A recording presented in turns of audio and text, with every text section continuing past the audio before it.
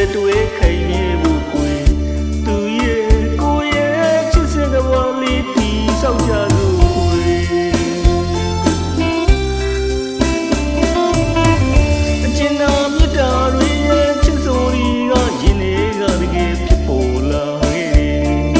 ဖြစ်ပေါ်လာရတယ်ချစ်ဖို့သူလည်းရှိတယ်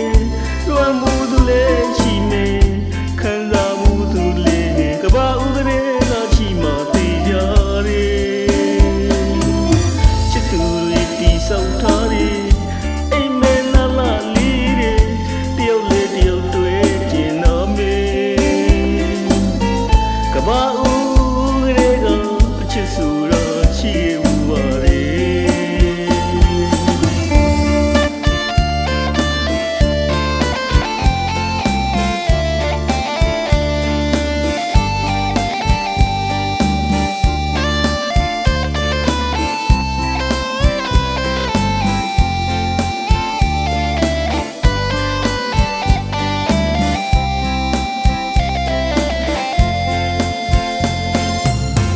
ကဘာဥစားကလေးက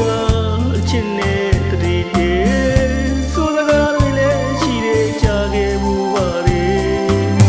သူလက်တွေခိုင်နေဖို့ကိုယ်သူရဲ့ကိုရဲ့ချစ်စင်ကဘာလေးတီဆောက်ကြလို့ကိုယ်အကျဉ်းနာမြတ်တာတွေရဲ့ချစ်စိုးရီကရင်တွေကတကယ်ဖြစ်ပေါ်လာဖြစ်ပေါ်လာလွမ်းမှုသူလည်းရှိမယ်ခံစားမှုသူလည်းကဘာဥဒရေကချီမှသိရတယ်ချစ်သူတွေတီဆောက်ထားတယ်အိမ်မဲလာလာလေးတွေတယောက်လေးတယောက်တွေ့ကျင်တော့မယ်ကဘာဥ